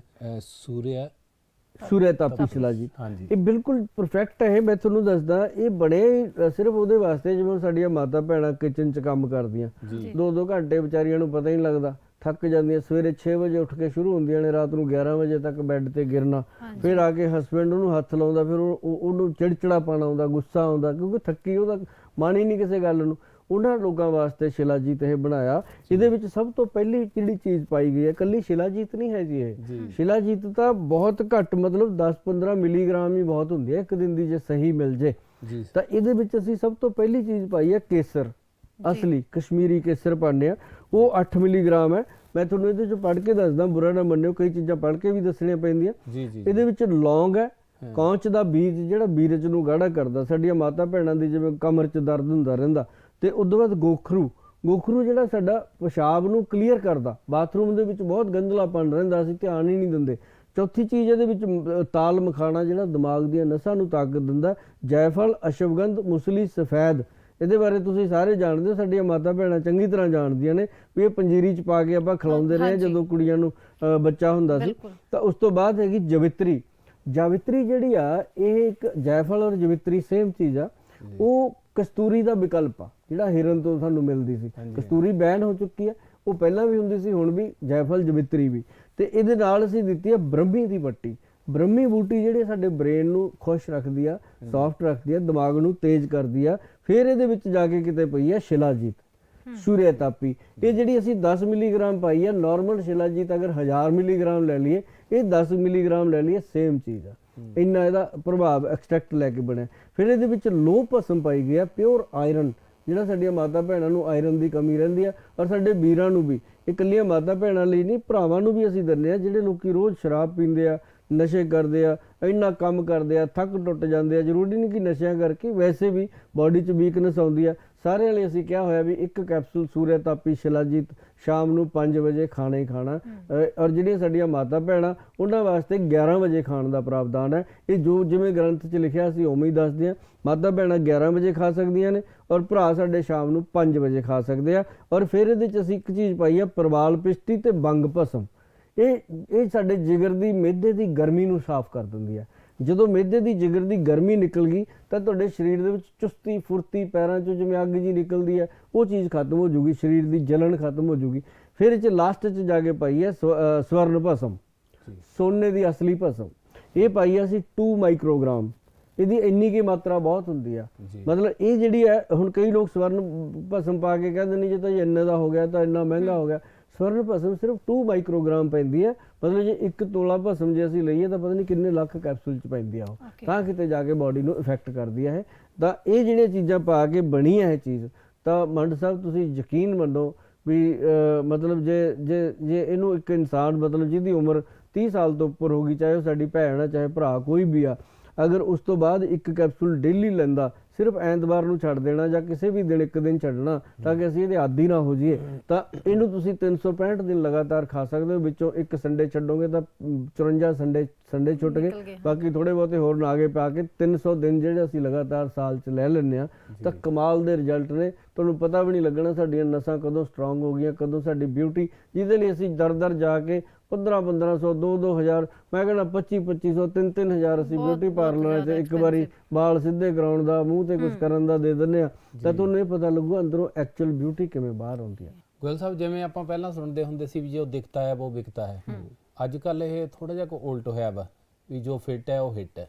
ਪਰ ਫਿੱਟ ਰਹਿਣ ਦੀ ਕੋਸ਼ਿਸ਼ ਹਰ ਬੰਦਾ ਕਰਦਾ, ਮਿਹਨਤ ਵੀ ਹਰ ਕੋਈ ਕਰਦਾ, ਤੇ ਜਿਮ ਤੇ ਜਾ ਕੇ ਕਿੰਨਾ ਟਾਈਮ ਲਾਉਂਦੇ ਆ, ਪਰ ਫਿਰ ਵੀ ਬਹੁਤ ਲੋਕ ਮੋਟਾਪੇ ਦਾ ਸ਼ਿਕਾਰ ਹੋਈ ਜਾਂਦੇ ਆ। ਇਹਦਾ ਕੀ ਕਾਰਨ ਕੀ ਹੈ? ਮੋਟਾਪਾ ਜਿਹੜਾ ਹੈਗਾ, ਇਹ ਕੋਈ ਐਦਾਂ ਨਹੀਂ ਹੈ ਵੀ ਆਪਾਂ ਨੂੰ ਕਿਸੇ ਚੀਜ਼ ਤੋਂ ਹੁੰਦਾ ਨਾ। ਇਹ ਮੋਟਾਪਾ ਜਿਹੜਾ ਹੈਗਾ, ਕਈ ਲੋਕਾਂ ਨੂੰ ਤਾਂ ਹੁੰਦਾ ਜਿਵੇਂ ਕੋਈ ਉਹਨਾਂ ਨੂੰ ਮੈਡੀਸਿਨ ਰਿਐਕਸ਼ਨ ਕਰ ਗਈ ਕਿਸੇ ਬਿਮਾਰੀ ਦੇ ਵਿੱਚ। ਕਈਆਂ ਨੂੰ ਇਹ ਹੁੰਦਾ, ਜਿਵੇਂ ਹੁਣ ਲੇਡੀਜ਼ ਨੂੰ, ਮਾਤਾ ਭੈਣਾਂ ਨੂੰ ਸਾਡੀਆਂ ਹੋ ਜਾਂਦਾ, ਉਹਨਾਂ ਨੂੰ ਡਿਲੀਵਰੀ ਤੋਂ ਬਾਅਦ, ਸਰਜਰੀਨ ਤੋਂ ਬਾਅਦ ਹੋ ਗਿਆ, ਜਾਂ ਕਈਆਂ ਨੂੰ ਵੈਸੇ ਡਿਲੀਵਰੀ ਤੋਂ ਬਾਅਦ ਇੰਨਾ ਖਿਲਾ ਦਿੰਦੀਆਂ ਨੇ ਮਾਵਾਂ, ਵਿਆਹ ਵੀ ਖਾ ਲਾ, ਆਹ ਵੀ ਖਾ ਲਾ, ਵਿਚਾਰੀਆਂ ਖਾਈ ਤਾਂ ਜਾਂਦੀਆਂ ਨੇ, ਉਸ ਟਾਈਮ ਬਾਅਦ 'ਚ ਉਹਦਾ ਸਾਈਡ ਇਫੈਕਟ ਆ ਜਾਂਦਾ। ਤਾਂ ਇਹ ਬਾਕੀ ਇਹ ਹੋ ਗਿਆ ਕੁਛ ਆਪਣਾ ਖਾਣ ਪਾਣ, ਵੈਸੇ ਵੀ ਮਾਹੌਲ ਥੋੜ੍ਹਾ ਜਿਹਾ ਚੇਂਜ ਹੋ ਗਿਆ ਹੈ ਨਾ। ਸਾਨੂੰ ਇਹ ਨਹੀਂ ਪਤਾ ਵੀ ਅਸੀਂ ਸਰੀਰ 'ਚ ਕੁਛ ਪਾ ਰਹੇ ਹਾਂ ਕਿ ਡਸਟਬਿਨ 'ਚ ਪਾ ਰਹੇ ਹਾਂ। ਹੁਣ ਵਿਆਹ 'ਚ ਚਲੇ ਜਾਓ ਤੁਸੀਂ, ਮੈਂ ਸਾਈਡ 'ਤੇ ਖੜਾ, ਮੈਂ ਦਰਸ਼ਕ ਹੁੰਦਾ ਵਿਆਹ 'ਚ, ਮੈਂ ਕਦੇ ਕੁਛ ਖਾਂਦਾ ਨਹੀਂ। ਮੇਰਾ ਕੰਮ ਹੁੰਦਾ ਵੀ ਮੈਨੂੰ ਉੱਥੋਂ ਆਪਣੇ, ਮੈਂ ਦੇਖਦਾ ਹੁੰਦਾ ਵੀ ਕਿਹੜਾ ਬੰਦਾ ਕਿੰਨੇ ਦਿਨਾਂ 'ਚ ਡਾਕਟਰ ਕੋਲ ਜਾਊਗਾ, ਹੈ ਨਾ। ਉਹ ਕੀ ਹੁੰਦਾ ਕਿ ਉਹ ਪਹਿਲਾਂ ਤਾਂ ਜਾਣ ਸਾਰ ਸਭ ਤੋਂ ਪਹਿਲਾ ਕੰਮ ਉਹਨਾਂ ਦਾ ਹੁੰਦਾ ਵੀ ਗੋਲ ਗੱਪਿਆਂ ਦੀ ਕਿੱਥੇ ਲੱਗੀ ਆ, ਪਹਿਲਾਂ ਤਾਂ ਉਹ ਖਾ ਕੇ ਅੰਦਰੋਂ ਸੈੱਟ ਜਾ ਕਰਕੇ ਫਿਰ ਤੁਰ ਪੈਂਦੇ ਨੇ ਅੱਗੇ। ਮਤਲਬ ਫਿਰ ਉਹ ਪਲੇਟ ਵੀ ਐਂ ਭਰਨੀ ਆ, ਮਤਲਬ ਸਾਰਾ ਕੁਛ ਹੀ ਕਰ ਲੈਣਾ ਉਹਦੇ 'ਚ। ਪਹਿਲੀ ਗੱਲ ਤਾਂ ਚਾਵਲ ਦੇ ਨਾਲ ਰੋਟੀ, ਰੋਟੀ ਦੇ ਨਾਲ ਚਾਵਲ, ਇਹਦਾ ਕੋਈ ਮੇਲ ਹੀ ਨਹੀਂ ਹੈ। ਇਹ ਆਮ ਆਪਾਂ ਕਹਿੰਦੇ ਆ ਵੀ ਜਦ ਤੱਕ ਰੋਟੀ ਬਣਦੀ ਹੈ ਚੌਲ ਖਾ ਤੂੰ, ਰਿਸ਼ਤੇਦਾਰ ਨੂੰ ਵੀ ਕਹਿ ਦਿੰਦੇ ਆ, ਉਹ ਵੀ ਚਾਵਲ ਖਾ ਲੈਂਦੇ ਆ। ਫਿਰ ਚਾਵਲ ਦੇ ਵਿੱਚ ਕੜੀ ਜਾਂ ਰਾਜਮਾ। ਹੁਣ ਰਾਜਮਾ ਤੇ ਮਾਂ ਚਾਵਲ ਦੇ ਵਿੱਚ ਕੋਈ ਕੰਬੀਨੇਸ਼ਨ ਐਕਚੁਅਲ ਹੈ ਨਹੀਂ, ਬਣਿਆ ਹੋਇਆ ਸਵਾਦ ਦੇ ਮਾਰੇ, ਜਦਕਿ ਉਹ ਵੀ ਉਹਦੇ 'ਚ ਵੀ ਉਨੇ ਹੀ ਕੈਲਰੀਜ਼ ਨੇ, ਫਿਰ ਰਾਜਮਾ 'ਚ ਉਨੀਆਂ ਨੇ ਡਬਲ ਹੋ ਗਈਆਂ। ਪੇਸ਼ੈਂਟ, ਮਤਲਬ ਇਨਸਾਨ ਦੀ ਬਾਡੀ ਨੂੰ ਇਫੈਕਟ ਆਉਂਦਾ। ਤਾਂ ਇਹ ਜਿਹੜੀਆਂ ਚੀਜ਼ਾਂ ਨੇ, ਇਹਨਾਂ ਵਾਸਤੇ ਸਭ ਤੋਂ ਵਧੀਆ ਚੀਜ਼ ਆ, ਮੈਂ ਕਹਿੰਦਾ ਖਾਓ ਪੀਓ, ਆਨੰਦ ਲਓ। ਆਪਾਂ ਖਾਣ ਪੀਣ ਲਈ ਵੀ ਪੈਦਾ ਹੋਏ ਹਾਂ, ਪਰ ਅਸੀਂ ਜਿਉਣ ਲਈ ਵੀ ਪੈਦਾ ਹੋਏ ਹਾਂ। ਇਕੱਲਾ ਇਹ ਨਹੀਂ ਹੈ ਵੀ ਅਸੀਂ ਖਾਣ ਲਈ ਉਹ ਪੈਦਾ ਹੋਏ ਹਾਂ। ਤਾਂ ਖਾਣਾ ਵੀ ਖਾਓ, ਉਹ ਖਾਓ ਜਿਹੜਾ ਪੌਸ਼ਟਿਕ ਆ, ਸਹੀ ਆ। ਜਿਵੇਂ ਹੁਣ ਤੁਸੀਂ ਕੋਈ ਵੀ ਖਾਣਾ ਖਾਂਦੇ ਹੋ, ਤੁਹਾਡੀ ਇੱਛਾ ਖਾਓ, ਲੇਕਿਨ ਕੁਛ ਇਹੋ ਜਿਹੀਆਂ ਚੀਜ਼ਾਂ ਦਾ ਧਿਆਨ ਰੱਖੋ ਵੀ ਜਿਹੜੀਆਂ ਖਾਣ ਤੋਂ ਬਾਅਦ ਤੁਹਾਨੂੰ ਬੈਡ ਇਫੈਕਟ ਨਾ ਆਵੇ। ਜਿਵੇਂ ਸੌਂਫ, ਜੀਰਾ, ਅਜਵਾਇਣ, ਮੈਂ ਕਈ ਵਾਰ ਦੱਸਦਾ ਰਹਿਣਾ, ਉਹਦਾ ਰੋਸਟ ਕਰਕੇ ਪਾਊਡਰ ਬਣਾ ਕੇ ਰੱਖੋ। 1 ਚਮਚਾ ਹਰ ਚੀਜ਼ ਖਾਣ ਤੋਂ ਬਾਅਦ, ਰੋਟੀ ਪਾਣੀ ਖਾਣ ਤੋਂ ਬਾਅਦ ਉਹ ਲਓ। ਉਦੋਂ ਬਾਅਦ ਥੋੜ੍ਹਾ ਜਿਹਾ ਗੁੜ ਖਾਂਦੇ ਰਹੋ, ਤਾਂ ਕਿ ਤੁਹਾਡਾ ਜਿਹੜਾ ਪਾਚਨ ਕਿਰਿਆ ਉਹ ਨਾਰਮਲ ਰਹੇ। ਜਦੋਂ ਤੁਹਾਨੂੰ ਖਾਇਆ ਪੀਆ ਹਜਮ ਹੋਊਗਾ, ਫੈਟ ਆ ਹੀ ਨਹੀਂ ਸਕਦਾ। ਫਿਰ ਤੁਹਾਨੂੰ ਇੱਕ ਨੁਸਖਾ ਦੇ ਦਿੰਦੇ ਅੱਜ, ਤੁਸੀਂ ਘਰੇ ਬਣਾਓ, ਮੰਡ ਸਾਹਿਬ ਤੁਸੀਂ ਵੀ ਬਣਾਇਓ, ਘਰ ਜਾ ਕੇ ਕਿਉਂ ਭਾਬੀ ਸਾਡੀ ਨੂੰ, ਉਹ ਬਣਾਉਣਗੇ। ਇੱਕ ਤੇ ਕਾਸਨੀ, ਕਾਸਨੀ ਜਿਹੜੀ ਆ ਇਹ ਆਪਣੇ ਪੰਜਾਬੀ ਗਾਣਿਆਂ 'ਚ ਵੀ ਆਉਂਦੀ ਰਹੀ ਹੈ, ਵੀ ਇੱਕ ਤੇਰੀ ਅੱਖ ਹੈ ਨਾ, ਆਉਂਦੀ ਰਹੀ ਹੈ ਕਾਸਨੀ। ਕਾਸਨੀ ਬਹੁਤ ਵੱਡੀ ਚੀਜ਼ ਆ, ਇਹ ਆਪਣੇ ਆਪ 'ਚ ਇੱਕ ਰੁਤਬਾ ਰੱਖਦੀ ਆ। ਫਿਰ ਉਦੋਂ ਬਾਅਦ ਭ੍ਰਿੰਗਰਾਜ, ਭ੍ਰਿੰਗਰਾਜ ਆਮ ਆਪਣੀਆਂ ਬੱਟਾਂ ਤੇ ਖੜਾ। ਫਿਰ ਅਰਜੁਨ ਦਾ ਪੇੜ, ਉਹਦਾ ਸੱਕ ਲੈ ਲਓ। ਫਿਰ ਉਦੋਂ ਬਾਅਦ ਕੰਤਕਾਰੀ, ਕੰਤਕਾਰੀ ਇੱਕ ਜੜੀ ਬੂਟੀ ਜਿਹੜੀ ਪੰਸਾਰੀ ਤੋਂ ਮਿਲੂ। ਮੈਂ ਜਿਹੜਾ ਨੁਸਖਾ ਬੋਲ ਰਿਹਾ ਇਹਨੂੰ ਬੈਕ ਕਰਕੇ ਹੌਲੀ ਹੌਲੀ ਲਿਖ ਲਓ, ਲਿਖ ਕੇ ਪੰਸਾਰੀ ਨੂੰ ਦਿਓ, ਉਹ ਤੁਹਾਨੂੰ ਦੇਗਾ ਇਹ ਨੁਸਖਾ। ਫਿਰ ਇਹਦੇ ਵਿੱਚ ਕੁਟਕੀ, ਕੁਟਕੀ ਜਿਹੜੀ ਆ ਸਾਡੇ ਲੀਵਰ ਦਾ ਫਿਲਟਰ ਕਰ ਦਿੰਦੀ ਆ, ਲੀਵਰ 'ਚ ਜਿੰਨੀ ਗੰਦਗੀ ਆ ਬਾਹਰ ਕੱਢ ਦਿੰਦੀ ਆ। ਕੁਟਕੀ ਇੱਕ ਸਭ ਤੋਂ ਬੈਸਟ ਚੀਜ਼ ਆ, ਜਿਨ੍ਹਾਂ ਨੂੰ ਪਤਾ ਉਹਨਾਂ ਨੂੰ ਸਾਰਾ ਪਤਾ। ਫਿਰ ਉਸ ਤੋਂ ਬਾਅਦ ਕਾਲਮੇਘ, ਕਾਲਮੇਘ ਜਿਹੜਾ ਹੈਗਾ ਇਹ ਸਾਡੇ ਲੀਵਰ ਦਾ ਪਾਚਨ ਤੰਤਰ ਜਿਹੜਾ ਸਟਰੋਂਗ ਕਰ ਦਿੰਦਾ ਕਾਲਮੇਘ।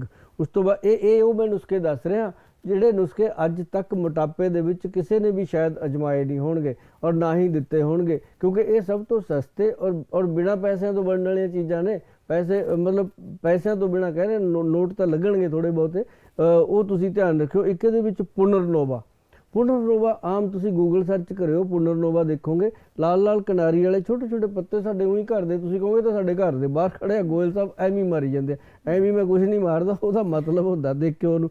ਉਹ ਜਿਹੜਾ ਪੁਨਰਨੋਵਾ ਇਹ ਕੈਂਸਰ ਦੇ ਸੈੱਲ ਤੱਕ ਖਤਮ ਕਰ ਦਿੰਦਾ, ਕੈਂਸਰ ਕਾਰਕ ਹੈ ਪੁਨਰਨੋਵਾ। ਇਹਦੇ ਬਾਰੇ ਲਿਖਿਆ ਹੋਇਆ ਉਹ ਗ੍ਰੰਥ ਦੇ ਵਿੱਚ, ਪੜ੍ਹਿਓ ਤੁਸੀਂ। ਔਰ ਫੈਟ ਦੇ ਸੈੱਲ ਦੇਣੇ ਆ, ਉਡਾ ਦੇਣੇ ਆ। ਉਸ ਤੋਂ ਬਾਅਦ ਸੌਂਠ, ਸੁੰਡ ਜਿਹਨੂੰ ਆਪਾਂ ਕਹਿੰਦੇ ਆ, ਸੁੰਡ ਉਹਦੇ ਵਿੱਚ ਪੈਂਦੀ ਹੈ। ਫਿਰ ਇਹਦੇ ਵਿੱਚ ਦਾਲਚੀਨੀ, ਫਿਰ ਇਹਦੇ ਵਿੱਚ ਹਰੜ, ਬੇਹੜਾ ਤੇ ਆਮਲਾ, ਤਿੰਨ ਚੀਜ਼ਾਂ ਇਹ ਵੀ ਪੈਂਦੀਆਂ ਨੇ। ਮਤਲਬ ਇਹ ਜਦੋਂ ਪੈਣਾ ਇਹਨੇ ਪੇਟ ਦੀ ਪਾਚਨ ਕਿਰਿਆ ਨੂੰ ਠੀਕ ਕਰ ਦੇਣਾ। ਔਰ ਸਭ ਤੋਂ ਵੱਡੀ ਚੀਜ਼ ਕੀ ਆ ਕਿ ਜਦੋਂ ਤੁਹਾਡਾ ਲੀਵਰ ਠੀਕ ਆ, ਖਾਇਆ ਪੀਆ ਹਜਮ ਹੋ ਰਿਹਾ, 1 ਗ੍ਰਾਮ ਵੀ ਵਜ਼ਨ ਨਹੀਂ ਵਧਣ ਦਿੰਦਾ, ਉਲਟਾ ਜਿਹੜਾ ਵਧਿਆ ਹੋਇਆ ਫੈਟ ਆ ਉਹਨੂੰ ਘਟਾਉਣ 'ਚ ਇਹ ਮਦਦ ਕਰਦਾ। ਤੇ ਇਹ ਜਿਹੜੀਆਂ ਚੀਜ਼ਾਂ ਨੇ ਇਹ ਤੁਸੀਂ ਲਿਆ ਕਰੋ। ਔਰ ਜਿਹੜੇ ਲੋਕੀ ਗ੍ਰੀਨ ਟੀ ਲੈਂਦੇ ਆ ਜਾਂ ਕੋਈ ਸਲਿਮਿੰਗ ਟੀ ਲੈਂਦੇ ਆ, ਹੱਥ ਜੋੜ ਕੇ ਬੇਨਤੀ ਆ, ਬਿਨਾਂ ਡਾਕਟਰ ਦੀ ਸਲਾਹ ਤੋਂ, ਬਿਨਾਂ ਕਿਸੇ ਚੰਗੇ ਐਕਸਪਰਟ ਦੀ, ਹੈਲਥ ਐਕਸਪਰਟ ਦੀ ਸਲਾਹ ਤੋਂ ਇਹ ਜਿਹੜੀਆਂ ਚੀਜ਼ਾਂ ਨੇ ਇਹਨਾਂ ਨੂੰ ਨਾ ਸੇਵਨ ਕਰਿਆ ਕਰੋ, ਕਿਉਂਕਿ ਇਹ ਮਾਂ ਕਿਸੇ ਨੂੰ ਬਾਦੀ, ਕਿਸੇ ਨੂੰ ਸਵਾਦੀ, ਕਿਸੇ ਨੂੰ ਪ੍ਰੋਬਲਮ ਵੀ ਕਰ ਸਕਦੀਆਂ ਨੇ। ਇਸ ਕਰਕੇ ਤੁਸੀਂ ਇਹਨਾਂ ਚੀਜ਼ਾਂ ਦਾ ਜਿਹੜਾ ਹੈਗਾ ਐਕਸਪਰਟ ਦੀ ਰਾਏ ਨਾਲ ਹੀ ਲਿਆ ਕਰੋ। ਕੈਮਰੀ ਸਲਿਮ ਸਾਡਾ ਜਿਹੜਾ ਪ੍ਰੋਡਕਟ ਆ ਉਹ ਕੰਮ ਸਲੋ ਕਰਦਾ ਮੰਡ ਸਾਹਿਬ, ਉਹ ਅਸੀਂ ਬਣਾਉਣੇ ਆ ਕਿ ਕੈਮਰੀ ਸਲਿਮ ਸਾਡਾ ਬਹੁਤ ਗੁੱਡ ਪ੍ਰੋਡਕਟ ਹੈ। ਇਹ ਉਹਨਾਂ ਲੋਕਾਂ ਨੂੰ ਦਿੰਦੇ ਆ ਜਿਨ੍ਹਾਂ ਦਾ ਪੇਟ ਬਹੁਤ ਬਾਹਰ ਹੋ ਜਾਂਦਾ, ਵਜ਼ਨ ਜਿਹੜਾ ਹੈਗਾ ਬਹੁਤ ਜ਼ਿਆਦਾ 80 ਕਿਲੋ, 90 ਕਿਲੋ, 100 kg ਤੱਕ ਵਜ਼ਨ ਹੋ ਜਾਂਦਾ, ਉਹਨਾਂ ਨੂੰ ਦਿੰਦੇ ਆ ਤਾਂ ਕਿ ਇਹ 6-7 ਮਹੀਨਿਆਂ ਦੇ ਵਿੱਚ 10 ਤੋਂ 15 ਕਿਲੋ ਵਜ਼ਨ ਬਹੁਤ ਜ਼ਿਆਦਾ ਨਹੀਂ ਘਟਦਾ, ਪਰ 10-15 ਕਿਲੋ ਵਜ਼ਨ ਜੇ ਕਿਸੇ ਦੀ ਬਾਡੀ 'ਚੋਂ ਘਟ ਜੇ ਤਾਂ ਇੱਕ ਬਹੁਤ ਵੱਡੀ ਗੱਲ ਹੋ ਜਾਂਦੀ ਹੈ ਔਰ ਉਹ ਦੁਬਾਰਾ ਨਹੀਂ ਵੱਧਦਾ। ਇਸ ਕਰਕੇ ਅਸੀਂ ਉਹੀ ਚੀਜ਼ਾਂ ਪ੍ਰੋਵਾਈਡ ਕਰਦੇ ਹਾਂ ਜਿਹੜੀਆਂ ਹੌਲੀ ਕੰਮ ਕਰਦੀਆਂ ਨੇ ਪਰ ਪੱਕੇ ਤੌਰ ਤੇ ਕੰਮ ਕਰਦੀਆਂ। ਸਰ ਜਿਹੜਾ ਇਹ ਨੁਸਖਾ ਤੁਸੀਂ ਦੱਸਿਆ, ਇਹ ਮਤਲਬ ਇਹਨੂੰ ਕਿੱਦਾਂ ਖਾ ਸਕਦੇ ਹਾਂ, ਪੀਸ ਕੇ ਕਿੱਦਾਂ? ਇਹ ਜਿੰਨੀਆਂ ਵੀ ਚੀਜ਼ਾਂ ਨੇ ਇਹ ਬਰਾਬਰ ਮਾਤਰਾ 'ਚ ਲੈਣੀਆਂ ਨੇ। ਨੁਸਖਾ ਫਿਰ ਦੁਬਾਰਾ ਤੁਸੀਂ ਇਹਨੂੰ ਦੇਖ ਲਿਓ, ਇਹ ਬਰਾਬਰ ਮਾਤਰਾ 'ਚ ਲੈ ਕੇ ਇਹਨਾਂ ਦਾ ਪਾਊਡਰ ਬਣੇਗਾ। ਪਾਊਡਰ ਨੂੰ ਕੱਪੜ ਛਾਣ ਕਰਨਾ, ਜਿਵੇਂ ਪਗੜੀ ਦੇ ਕੱਪੜੇ 'ਚ ਜਾਂ ਮੁੰਬਰ ਦੀ ਚੁੰਨੀ, ਹਾਂਜੀ ਮੁੰਬਰ ਦੀ ਚੁੰਨੀ 'ਚ ਇਹਨੂੰ ਚੰਗੀ ਤਰ੍ਹਾਂ ਉਹ ਕਰ ਲਿਓ। ਜਿਹੜਾ ਉੱਪਰ ਫੋਕਟ ਆ ਉਹਨੂੰ ਗੇੜ ਦਿਓ, ਉਹ ਕੰਮ ਦਾ ਨਹੀਂ ਹੁੰਦਾ। ਜਿਹੜਾ ਅਸਲੀ ਚੀਜ਼ ਆ ਤੁਹਾਡੇ ਹੱਥ 'ਚ ਆ ਜਾਏਗੀ। ਉਹਦਾ ਜਿਹੜਾ ਪਾਊਡਰ ਹੈ ਜੀ, ਅੱਧਾ ਪੌਣਾ ਚਮਚਾ ਸਵੇਰੇ, ਦੁਪਹਿਰੇ, ਰਾਤ ਨੂੰ ਰੋਟੀ ਤੋਂ ਪਹਿਲਾਂ ਲੈ ਲਓ। ਔਰ ਉਹਨੂੰ ਤੁਸੀਂ ਲੈਣਾ ਕਿਵੇਂ, ਪਾਣੀ 'ਚ ਘੋਲ ਕੇ ਹੌਲੀ ਹੌਲੀ ਸਿਪ ਕਰਕੇ ਪੀਣਾ। ਉਸ ਤੋਂ ਬਾਅਦ ਅੱਧੇ ਘੰਟੇ ਬਾਅਦ ਖਾਣਾ ਖਾਓ, ਤੁਹਾਨੂੰ ਪਤਾ ਲੱਗੂਗਾ ਅੱਜ ਖਾਣਾ ਖਾਣ ਦਾ ਕਿੰਨਾ ਆਨੰਦ ਆਇਆ, ਕਿਉਂਕਿ ਉਹਨੇ ਖਾਣਾ ਖਾਣ ਤੋਂ ਪਹਿਲਾਂ ਤੁਹਾਡਾ ਪੇਟ ਇੰਨਾ ਹਲਕਾ ਕਰ ਦੇਣਾ, ਤੁਹਾਨੂੰ ਭੁੱਖ ਲੱਗੂਗੀ। ਤੁਸੀਂ ਮਨਪਸੰਦ ਦੀ ਚੀਜ਼ ਖਾਓ। ਪਨੀਰ ਦੇ ਵਿੱਚ ਪਾਲਕ ਨਹੀਂ ਪਾਉਣਾ, ਪਾਲਕ ਦੇ ਵਿੱਚ ਪਨੀਰ ਨਹੀਂ ਪਾਉਣਾ। ਜੇ ਪਾਲਕ ਖਾਣਾ ਇਕੱਲਾ ਖਾ ਲਓ, ਪਨੀਰ ਖਾਣਾ ਇਕੱਲਾ ਖਾ ਲਓ, ਮਤਲਬ ਉਹ ਡਿਸ਼ ਬਣੀਆਂ ਹੋਈਆਂ ਨੇ ਖਾਓ। ਲੇਕਿਨ ਤੁਹਾਨੂੰ ਲੱਗੂਗਾ ਵੀ ਅੱਜ ਕੱਲ੍ਹ ਗੋਇਲ ਸਾਹਿਬ ਮੈਨੂ ਵਿਗਾੜਨ ਲੱਗੇ ਹੋਏ ਨੇ ਸਾਡਾ। ਮੈਂ ਮੈਨੂ ਨਹੀਂ ਵਿਗਾੜ ਰਿਹਾ, ਸਮੇਂ ਦੇ ਨਾਲ ਚੀਜ਼ਾਂ ਬਣਦੀਆਂ ਨੇ। ਜਦੋਂ ਪਾਲਕ ਪਨੀਰ ਖਾਂਦੇ ਸੀ ਲੋਕ, ਉਹਨਾਂ ਦੀਆਂ ਫਿਰ ਦੇਹਾਂ ਵੀ ਖਲੀ ਪਹਿਲਵਾਨ ਵਰਗੀਆਂ ਹੁੰਦੀਆਂ ਸੀ। ਹੁਣ ਸਾਡੇ ਕੋਲੋਂ ਬਰਦਾਸ਼ਤ ਨਹੀਂ ਹੁੰਦੀਆਂ ਚੀਜ਼ਾਂ, ਇਸ ਕਰਕੇ ਉਹਨਾਂ ਨੂੰ ਉਸੇ ਤਰ੍ਹਾਂ ਡਿਵਾਈਡ ਕਰਕੇ ਖਾਣਾ ਪਊਗਾ।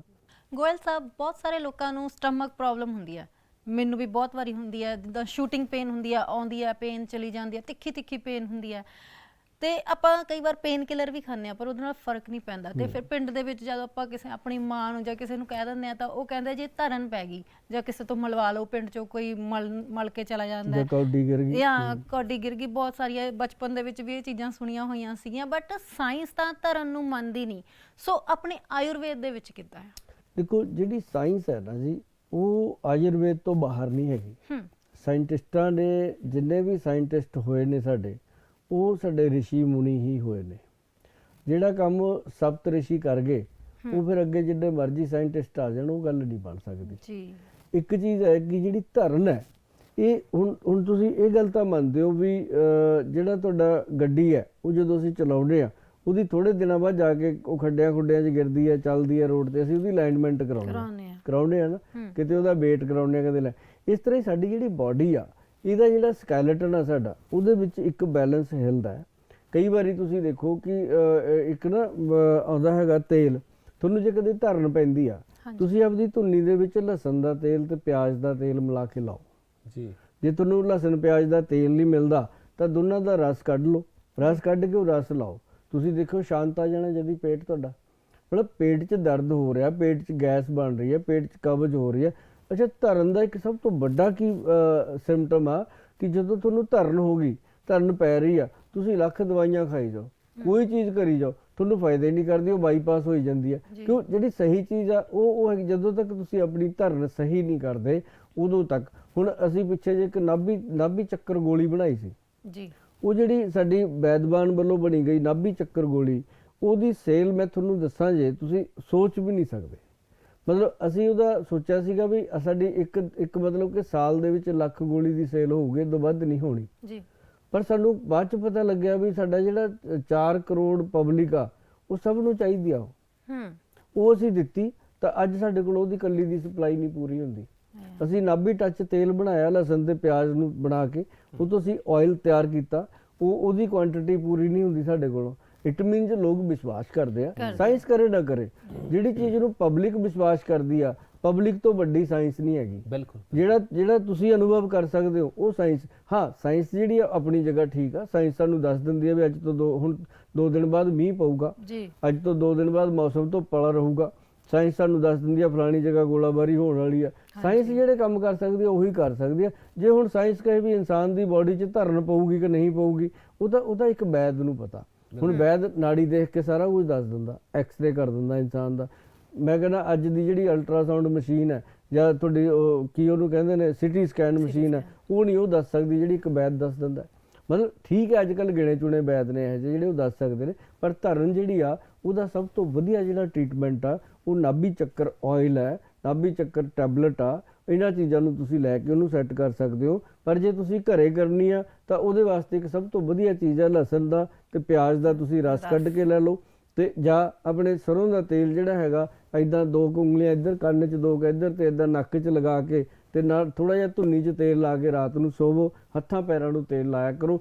ਜਿੰਨਾ ਨਰਵ ਸਿਸਟਮ ਤੁਹਾਡਾ ਲੁਬਰੀਕੇਟ ਰਹੂਗਾ ਉਨੀ ਤੁਹਾਡੀ ਬਾਡੀ ਸੈੱਟ ਰਹੂਗੀ। ਗੱਲ ਸੀਗੀ ਧਰਨ ਦੀ, ਗੱਲ ਸੀ ਪੇਟ 'ਚ ਦਰਦ ਦੀ, ਗੱਲ ਆਪਾਂ ਕੁਝ ਹੋਰ ਕੀਤੀ ਹੈ। ਗੱਲ ਇਹ ਹੈ ਵੀ ਇਹਦਾ ਮਤਲਬ ਇਹ ਨਹੀਂ ਜੇ ਗੋਡਾ ਦੁਖਦਾ ਗੋਡੇ 'ਚ ਟੀਕਾ ਲੱਗੂ ਤਾਂ ਠੀਕ ਹੋਊ, ਟੀਕਾ ਤਾਂ ਫਿਰ ਪੁੜੇ 'ਚ ਹੀ ਲੱਗਦਾ।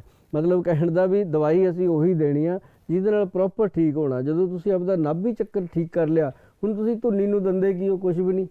ਸਵੇਰੇ ਉੱਠ ਕੇ ਦੇਖਿਆ ਕਰੋ ਧੁੰਨੀ 'ਚੋਂ ਆਪਾਂ ਫੂਸ ਜਿਹਾ ਕੱਢਦੇ ਆ ਜੀ, ਨਿਕਲਦਾ ਨਾ ਜੀ, ਕਿਉਂਕਿ ਸਾਡੀ ਧੁੰਨੀ ਸੱਕ ਕਰਦੀ ਆ, ਉਹ ਭੁੱਖੀ ਆ, ਮੰਗਦੀ ਆ, ਉਹਨੂੰ ਅਸੀਂ ਦੰਦੇ ਕੁਛ ਨਹੀਂ। ਉਹ ਫਿਰ ਸਾਡੀਆਂ ਬਣਾਉਣਾ ਕੱਪੜਿਆਂ 'ਚੋਂ ਖਿੱਚ ਲੈਂਦੀ ਆ ਜਿੱਦਾਂ ਕੋ, ਫਿਰ ਉਹ ਜਿਹੇ ਜਿਹਾ ਖਿੱਚਦੀ ਆ ਉਹ ਜਿਹਾ ਤੁਹਾਡਾ ਪੇਟ ਹੋਊਗਾ, ਜਿੱਥੇ ਜਿੱਥੇ ਫਸੂਗਾ ਉੱਥੇ ਉੱਥੇ ਉਹਨੇ ਨੁਕਸਾਨ ਕਰਨਾ। ਤਾਂ ਇਸ ਕਰਕੇ ਉਹਨੂੰ ਤਰ ਰੱਖਿਆ ਕਰੋ, ਚਾਹੇ ਤੇਲ ਨਾਲ ਚਾਹੇ ਕਿਸੇ ਵੀ ਚੀਜ਼ ਨਾਲ, ਜਿਹੜੀ ਵੀ ਤੁਹਾਨੂੰ ਅੱਛੀ ਲੱਗਦੀ ਆ। ਵੈਸੇ ਤਾਂ ਮੈਂ ਕਹਿਣਾ ਉਹਨਾਂ ਦੇਸੀ ਘਿਓ ਦਾ ਗੋਲ ਜਾਂ ਲੱਡੂ ਜਾਂ ਗੋਲੀ ਜੀ ਬਣਾ ਕੇ ਉਹਦੇ ਤੇ ਧਰ ਕੇ ਉੱਤੇ ਟੇਪ ਲਾ ਦਿਆ ਕਰੋ ਤਾਂ ਕਿ ਉਹਨੂੰ ਆਪਣੀ ਖੁਰਾਕ ਪੂਰੀ ਮਿਲ ਜਾਏ। ਥੋੜੇ ਦਿਨਾਂ 'ਚ ਰੱਜ ਜੂ, ਤੁਹਾਡੇ ਚਿਹਰੇ ਤੇ ਨਜ਼ਰ ਆਊਗੀ ਉਹਦੀ ਚਮਕ।